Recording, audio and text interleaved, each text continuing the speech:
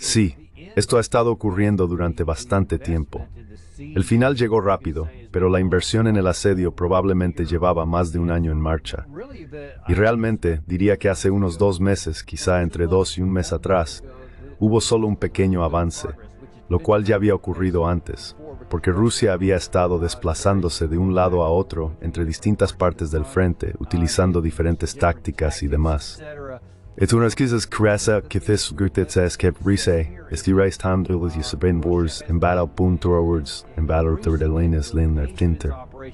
Multiple points along the front lines. I mean, all the way down into the Kherson area. Quiero decir, hasta la zona de Gerson, la zona de Zaporilla, justo al sur de la zona de Pokrovsk, al norte de Konstantinivka, luego en la zona de Limán y después en la zona de Kupiansk. E incluso ha habido más actividad últimamente en el Oblast de Kharkiv también. Han estado aumentando las operaciones allí. Rusia tiene el personal para hacer todo eso, así que han estado expandiéndose en cada uno de esos lugares. Ucrania no. Y creo que lo que esto reasentó de manifiesto, y estoy bastante seguro de que fue intencionado, es que el lado ucraniano no tenía los refuerzos necesarios para mantener todos los frentes cubiertos y reforzar la zona cuando Rusia dejó claro que Pokrovsk era su principal objetivo hace varios meses.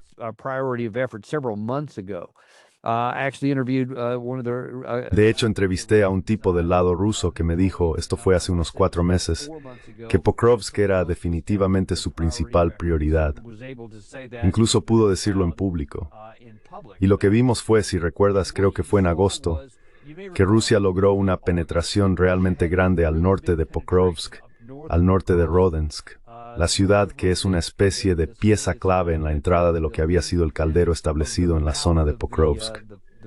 Ucrania envió las últimas reservas de su teatro de operaciones a esa zona para contener esa penetración, porque en ese momento había cierta preocupación que yo compartía de que Rusia pudiera aprovechar esa ruptura para introducir más fuerzas de explotación y avanzar más profundamente en las zonas traseras.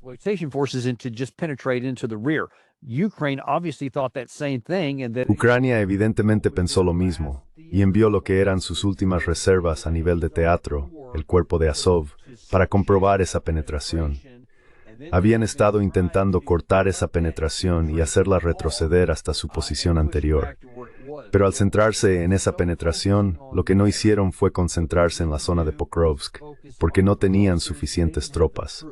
Rusia sí tenía tropas allí, y empezó a acelerar su avance hacia la zona de Pokrovsk, al mismo tiempo que en las otras que mencioné, de modo que Ucrania no pudo retirar una brigada de emergencia de una parte más lenta del frente para cubrir ese hueco.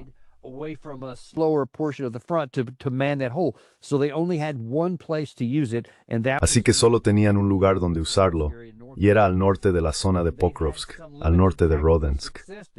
Tuvieron cierto éxito táctico limitado allí, eso es cierto, pero no tienen suficiente personal para completar siquiera esa operación. Y ahora se ve que eso ha sido a costa de la pérdida prácticamente total de Pokrovsk. Como señalaste, desde esa zona de Rodinska y ahora desde el sur, en Pokrovsk, en realidad se han encontrado y han cerrado la brecha. Así que las tropas en Mirnograd y en la parte sur, hay algunas zonas boscosas al sur de Mirnograd, están ahora completamente rodeadas.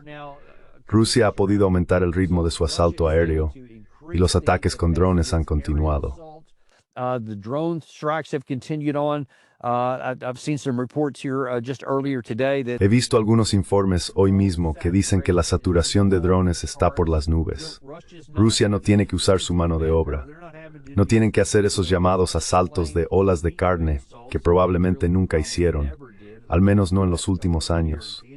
Ahora están usando aún menos tropas y liderando con mucha más potencia de fuego porque la tienen, y eso está machacando al lado ucraniano. Ahora que esas unidades están aisladas, no tienen refuerzos que lleguen, no pueden sacar apoyo médico. La única forma de reabastecerlas es con algunos de esos grandes drones Baba Yaga u otros tipos que puedan llevar suministros.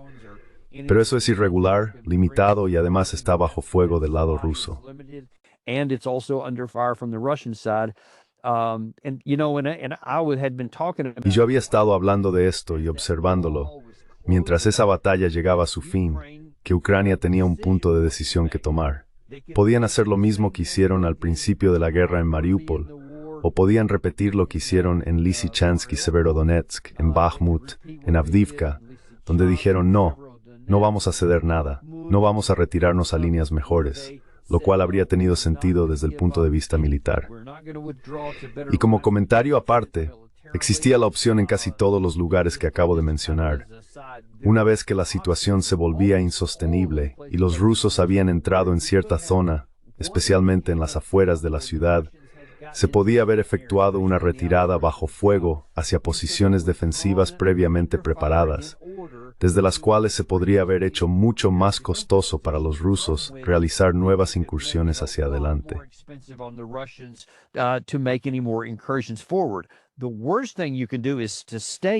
Lo peor que puedes hacer es quedarte en esas posiciones, porque ahora es más fácil para las unidades ofensivas rusas realizar sus penetraciones. Ucrania acabó sacrificando a decenas de miles de soldados y perdiendo también el territorio. Así que renunciaron a la ventaja militar que podrían haber tenido si lo hubieran hecho bien, y además perdieron a las tropas. Al dirigirme a Pokrovsk, dije, tenéis la capacidad de hacerlo aquí y en Kupiansk en el norte.